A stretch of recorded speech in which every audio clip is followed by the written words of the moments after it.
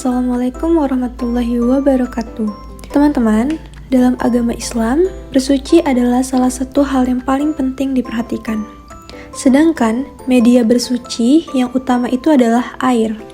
Bersuci bisa juga menggunakan batu untuk beristinja jika dalam kondisi darurat seperti karena sedang sakit atau tidak ada air, maka bisa juga menggunakan debu atau tayamum. Nah, dalam mazhab Syafi'i ada 4 macam air dan hukumnya. Yang pertama, air suci dan mensucikan. Air suci dan mensucikan artinya zat air tersebut suci dan bisa digunakan untuk bersuci. Air ini oleh para ulama fikih disebut dengan air mutlak. Menurut Ibnu Qasim Al-Ghazi, ada 7 macam air yang termasuk dalam kategori ini. Beliau mengatakan, air yang dapat digunakan untuk bersuci ada 7 macam, yakni air hujan, air laut, air sungai, air sumur, air mata air salju, dan air dari hasil hujan es. Yang kedua, air musyammas.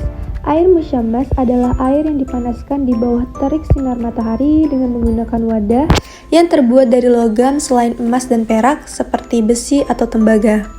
Air ini hukumnya suci dan mensucikan, hanya saja makruh bila dipakai untuk bersuci. Secara umum, air ini tuh juga makruh digunakan bila pada anggota badan manusia atau hewan yang bisa terkena kusta seperti kuda. Namun, tak mengapa bila dipakai untuk mencuci pakaian atau lainnya. Nah, meski demikian, air ini tidak lagi makruh dipakai bersuci apabila sudah dingin kembali. Yang ketiga, air suci namun tidak menyucikan. Air ini zatnya suci namun tidak bisa dipakai untuk bersuci, baik untuk bersuci dari hadas maupun dari najis. Ada 2 macam air yang suci namun tidak bisa digunakan untuk bersuci, yakni air mustakmal dan air mutaghayyir. Nah, air mustakmal adalah air yang telah digunakan untuk bersuci, baik untuk menghilangkan hadas seperti wudhu dan mandi, ataupun untuk menghilangkan najis bila air tersebut tidak berubah dan tidak bertambah volumenya setelah terpisah dari air yang terserap oleh barang yang dibasuh. Nah, air mustakmal ini tidak bisa digunakan untuk bersuci apabila tidak mencapai 2 kulah. Sedangkan bila volume air tersebut mencapai 2 kulah, maka tidak akan disebut sebagai air mustakmal dan bisa digunakan untuk bersuci. Adapun air mutaghayyir adalah air yang mengalami perubahan, salah satunya sifatnya disebabkan tercampur dengan barang suci yang lain dengan perubahan yang menghilangkan kemutlakan nama air tersebut. Sebagai contoh, air mata air yang masih asli ia disebut air mutlak dengan nama air mata air. Nah, ketika air ini dicampur dengan teh sehingga terjadi perubahan pada sifat-sifatnya, maka orang akan mengatakan air itu sebagai air teh.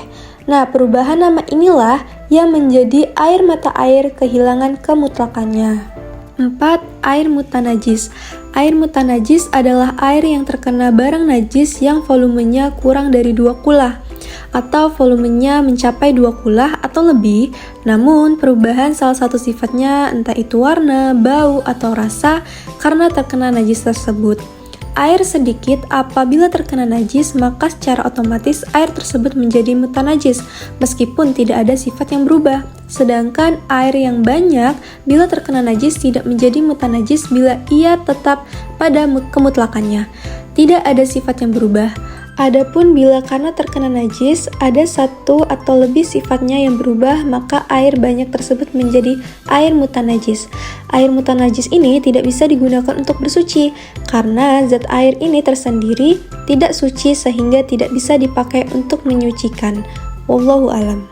Nah, berapa sih air yang bisa digunakan untuk bersuci? Air yang bisa digunakan untuk bersuci yaitu 2 kulah atau setara dengan 270 liter air. Berikut perumpamaannya. Jadi, di sini kami memiliki ember cat yang bisa menampung air sekitar 20 liter. Seperti yang kita ketahui bahwa 2 kulah itu sekitar 270 liter air, maka kita harus menuangkan air di ember cat yang berisi 20 liter ini sebanyak 3-14 kali ke dalam bak mandi yang besar.